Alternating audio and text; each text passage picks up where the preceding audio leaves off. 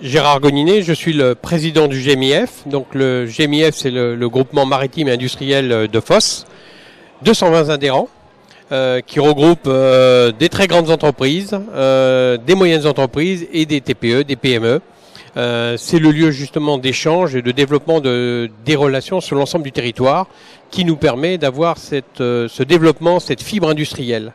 Donc il est très important justement en 2013, plus qu'avant, de nous réunir tous ensemble afin d'être capable de générer de la croissance, de la compétitivité par un travail en commun le plus efficace possible.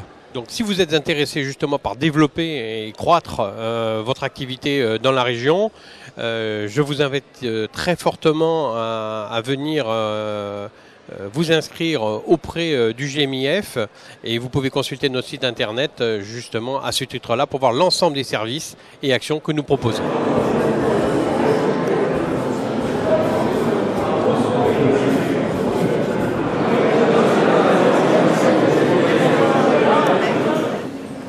Monsieur le sous-préfet, mesdames, messieurs les élus, mesdames, messieurs, chers amis, merci d'avoir répondu à notre invitation pour cette deuxième cérémonie. C'est la deuxième fois que l'ensemble des acteurs économiques souhaitent justement être réunis à l'occasion des vœux. Je tiens tout particulièrement à remercier Madame Annette Breuil, la directrice de ce théâtre, Monsieur Éric Jalis et leurs équipes pour nous avoir accueillis ce soir dans ce lieu symbolique, puisque nous avons voulu profiter du lancement de la capitale européenne de la culture pour savourer ensemble deux expositions de deux artistes. Alors vous avez autour de vous le premier artiste, le premier travaux de cet artiste, Alain Sauvan, qui a essayé de valoriser de très belle façon nos différentes industries. Certains reconnaîtront peut-être des lieux. Et puis je vous laisserai découvrir celle de Gilles de Fac, qui est juste à côté, tout à l'heure à l'occasion de notre cocktail. Alors comme vous le savez, Marseille France 2013 est lancé, et je pourrais dire très très bien lancé. Je ne veux pas dire que le pari est réussi, mais en tout cas, tout le monde aurait signé pour un lancement et une réussite collective sur l'ensemble du territoire. On peut en être fier, clairement, et on peut saluer aussi l'ensemble des acteurs économiques qui ont œuvré pour que ce début de l'année ce début de la capitale européenne de la culture soit un succès. C'est par ce moyen-là qu'on pourra faire rayonner notre territoire. Et si on a un objectif à retenir de cette année-là, au-delà de l'échange qu'on pourra avoir, c'est de changer, j'en fais le vœu, de changer l'image de notre territoire vis-à-vis de tas de personnes qui sont plus au nord, par exemple, et qui vont voir ce que l'on peut faire sur notre magnifique territoire. C'est un beau challenge parce qu'il faut que l'attractivité de notre territoire, et on va parler de la métropole, l'attractivité de notre territoire soit reconnue. Nous avons de très nombreux atouts. Alors même si la période est difficile sur le plan industriel, sur le plan de la croissance, sur le plan économique, notre territoire regorge de talents et d'opportunités. Mais nous devons, pour être attractifs, les mettre en commun. Donc, nous appelons de tous nos voeux la création d'une métropole. Il n'y a pas de petite ou de grande métropole, il n'y a qu'une. Elle doit être grande, belle et forte. C'est ce qui permettra d'unir toutes nos forces, quelles que soient les entités auxquelles on appartient.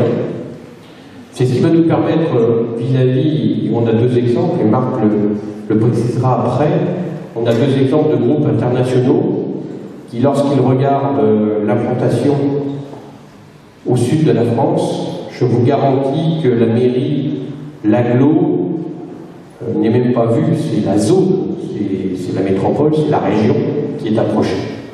Et c'est bien la région qui doit répondre en termes d'attractivité sur l'ensemble du périmètre, que ce soit les formations des enfants pour les employés qui vont vouloir implanter, aux conditions d'énergie, aux contraintes d'environnement, au transport qui nous sont si chers. Donc je fais le vœu que l'attractivité que l'on veut déployer au titre de cette métropole puisse prendre forme le plus rapidement possible en 2013, pour une mise en place, si j'ai bien compris, par notre gouvernement, juste après nos élections en 2014. C'est pour ce faire qu'on doit rester unis. Rien ne se fait lorsqu'une compétition à s'affronter, on ne fait que s'affaiblir. Et nos concurrents, je le dis toujours, sont à l'extérieur de nos frontières. Donc ne perdons pas le cap que notre croissance, notre balance commerce extérieur, elle ne va pas se gérer entre des combats, je vais dire, entre deux agglos locaux. Ça n'a aucun sens lorsque l'on voit la compétition mondiale dans laquelle on est engagé. Un autre point important, c'est que on a l'attractivité, mais on a aussi la compétitivité de nos entreprises. C'est, je pense, les deux maillons très importants pour avoir une relation pérenne et développer une industrie pérenne sur notre territoire. Cette compétitivité, elle doit passer, et elle a commencé, et on doit saluer les actions qui ont déjà été menées par la refonte un petit peu de tout le système de taxes que l'on peut avoir sur nos entreprises et qui les réduisent leur compétitivité au quotidien vis-à-vis d'autres pays. Donc, des avancées au milieu, il faut les saluer. On a pas un choc, mais un pacte, donc on le met en place. C'est un premier pas intéressant. Il faut le prendre, le mettre en place. On a aussi d'autres sujets à traiter. On a une CFE qui a beaucoup pénalisé beaucoup de TPE et PME. Et je tiens à saluer l'action de Gabi Charroux qui a permis de reprendre ce sujet-là. Donc cette action est salutaire pour la compétitivité des entreprises, pour nos emplois.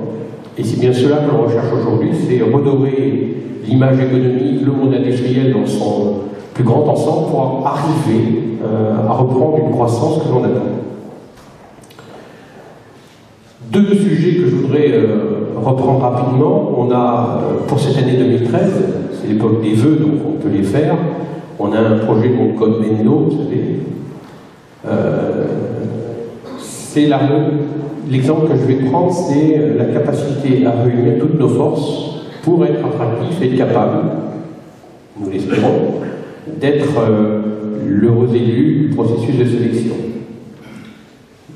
Le point que je veux partager avec vous ce soir, c'est que, in fine, sur ce territoire, la proposition qui a été faite, et je tiens à remercier Simon Barre avec nous, l'ensemble des services de l'État, l'ensemble des collectivités, des filières, des industriels, ont permis de sortir le dossier au numéro 1 en France, premièrement, et d'être dans les deux derniers au niveau mondial. On se bat contre nos amis anglais. Quand je dis amis, vous avez compris. J'aimerais bien que ça ne se transforme pas comme les Jeux Olympiques la dernière fois, c'est mon vœu. Force est de constater, message à retenir, que nous avons été capables, cette société américaine, de démontrer qu'on avait une offre en France de tout premier plan et qu'au niveau mondial, puisque le sourcing était mondial, il y avait 80 sites dans le monde qui ont été évalués. Il n'y en a plus que 2 aux courses.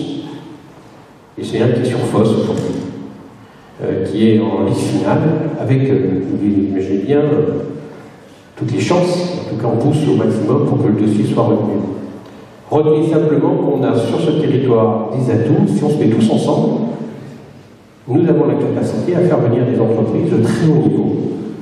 Donc on a bien la capacité à attirer des groupes internationaux. Donc mon vœu 2013, c'est que c'est l'union, c'est le travail, c'est tous ensemble pour permettre de continuer à développer ce genre de synergie entre nous.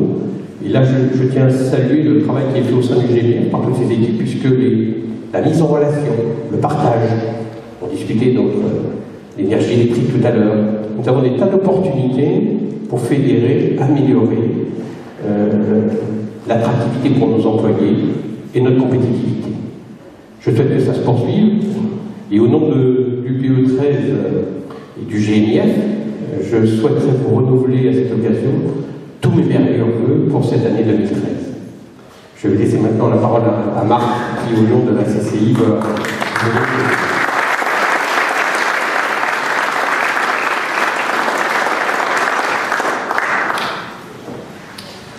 Bonsoir, oui, bon, je me présente pour ceux qui ne me connaissent pas. Marc, derrière il y a Bayard, Marc Bayard. Ce soir, j'ai l'honneur de représenter la Chambre de commerce et d'industrie de Marseille-Provence, donc en tant que membre. Je suis connu aussi pour représenter les industriels, donc je participe aux travaux du GMIF, et en particulier je représente les industriels de la chimie. Alors, j'ai l'honneur de vous transmettre les vœux de la CCILP, donc c'est un tout petit peu protocolaire, c'est pas moi qui ai écrit le discours, mais je vous assure que j'adhère à tous les mots que je vais prononcer ce soir. Donc voilà, c'est fait, d'ailleurs Gérard l'a dit, hein, le top départ de Marseille-Provence, capitale européenne de la culture 2013, a été donné samedi dernier. Et évidemment, enfin, ceux qui étaient, j'y étais, ont été impressionnés par cette belle réussite, ce beau week-end, la belle soirée de samedi et ce qui a suivi.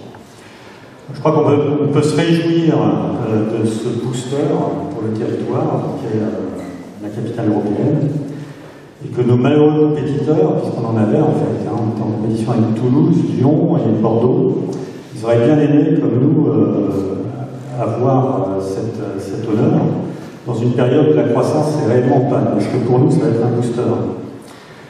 À un moment donné, certains ont pu se demander qu'est-ce que c'est qu'encore ce gadget. Que vient faire la CCIMP dans la culture, que vient de faire le chef d'entreprise dans ce monde budgétivore, parfois anti-patron, la culture, tout ça. En gros, que vient de faire le monde économique dans la culture?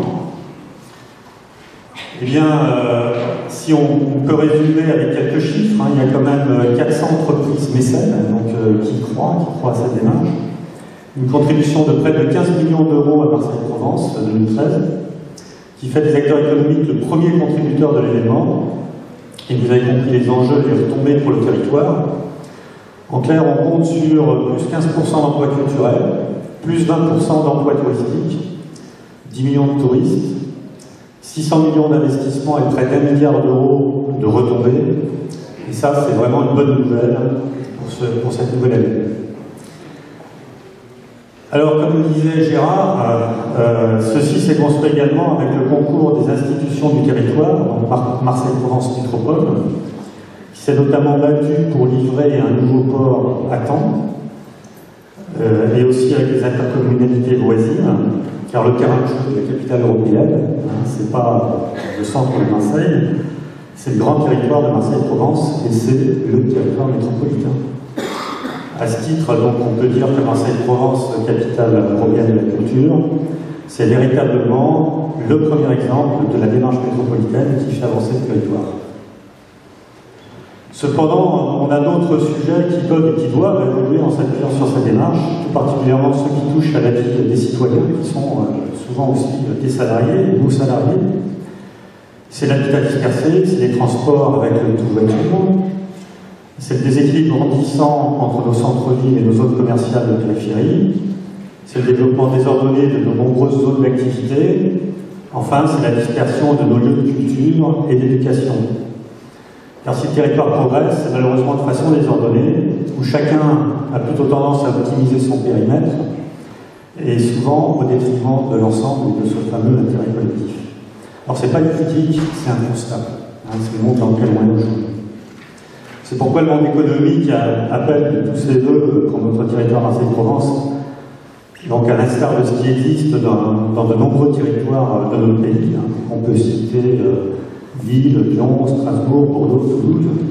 Donc on appelle de nos voeux à la mise en place d'institutions adaptées aux enjeux collectifs qui sont les nôtres, mais aussi et surtout peut-être pour mieux travailler ensemble. Comme le disait Gérard, donc je reviens sur ce thème-là, travailler ensemble. Malgré les difficultés de la CCIMP, enfin, malgré les difficultés qu'on rencontre hein, sur notre territoire, la CCIMP appuie donc la démarche du gouvernement dans sa volonté de créer la métropole.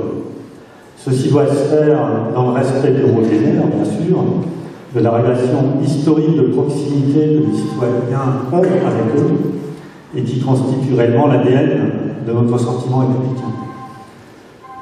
Pour conclure, vous savez que pour la CCIMP, l'appui au territoire ne va pas sans son corollaire, c'est-à-dire l'appui aux entreprises. Là aussi, la CCIMP sera en première ligne pour cette année, comme toutes les années d'ailleurs. Elle a été sollicitée cette année en particulier par la préfecture pour mobiliser, informer, recueillir les interrogations et les besoins des entreprises du territoire sur les grandes mesures gouvernementales que sont le pacte de compétitivité, la banque publique d'investissement et les contrats aidés. Et une première réunion se tiendra avec les PME du territoire d'ici quelques jours sur ce sujet. Enfin, en 2013, donc, la CCIMP se tiendra toujours au plus près des PME et des PMI, comme on a toujours fait, avec en particulier son dispositif GICC. Alors c'est un clin d'œil au GIGN, groupe d'intervention contre la crise, que certaines entreprises ont déjà pu utiliser et apprécier.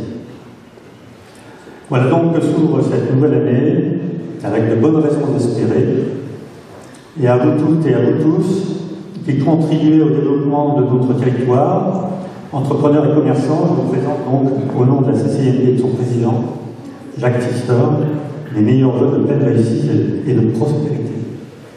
Là aussi, je pense que nous avons de bonnes raisons d'espérer. On sait tous que l'environnement économique, et Gérard l'a rappelé, est très difficile et encore incertain. On note aussi une grande volonté, je le constate de plus en plus à tous les niveaux, pour soutenir l'industrie, lui permettre de faire les mutations qui sont nécessaires et de rebondir vers des nouvelles perspectives. Concrètement, il y a un certain nombre d'initiatives et d'études locales pour réfléchir au futur industriel.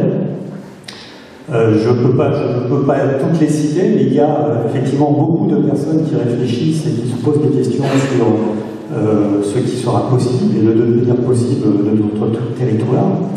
Et je pense qu'il y a aussi une dynamique très importante qui est impulsée par la Conférence nationale de l'industrie et qui est traduite au niveau régional par la Conférence régionale de l'industrie, qui a été démarrée il y a à peu près 2 ans sur ce territoire. Et nous, industriels, on compte énormément sur cette dynamique pour coordonner les efforts de tous. Là encore, c'est apprendre à mieux travailler collectivement. Et je crois que cette démarche peut nous aider à le faire et à identifier les projets qui sont réalisables pour ce territoire et nous aider à les porter. Alors, on peut déjà citer un certain nombre de choses concrètes qui prennent corps.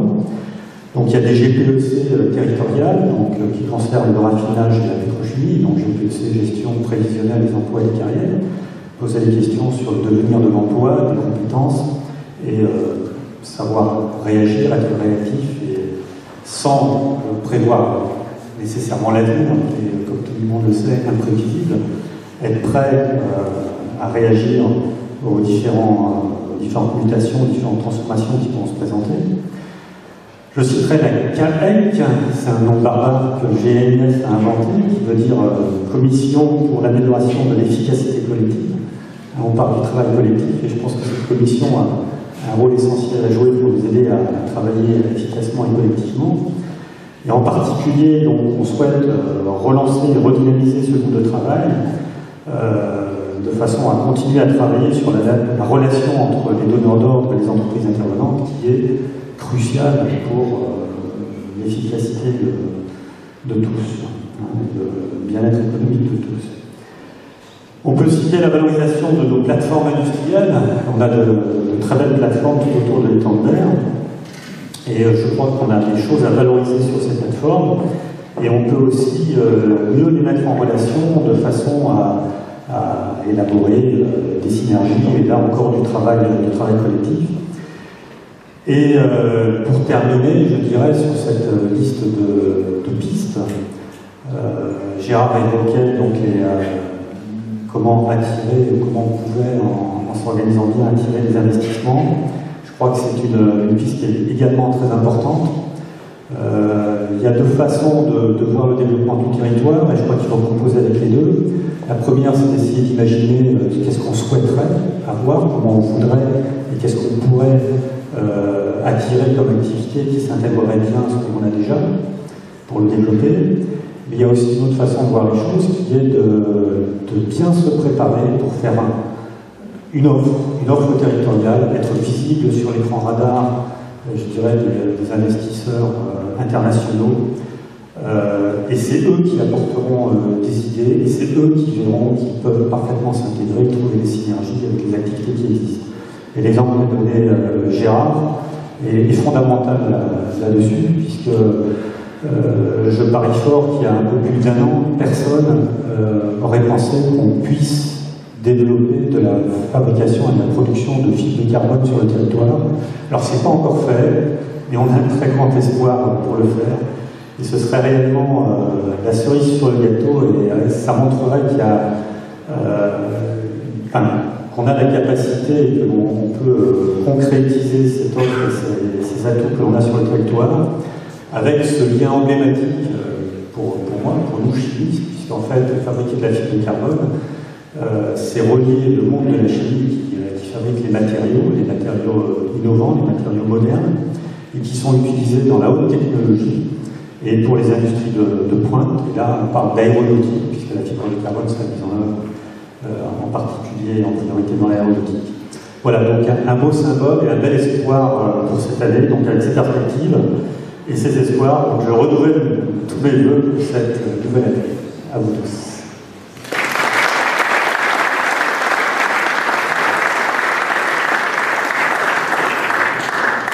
Alors juste avant de vous inviter à partager tous ensemble et à regarder les résultats de deux artistes, je profite de la présence de Frédéric Gess qui peut nous rejoindre, puisque c'est la nouvelle directrice générale de l'UPE 13 qui est arrivée il n'y a pas si longtemps que ça sur le territoire, donc je profite de ce moment-là pour vous la présenter.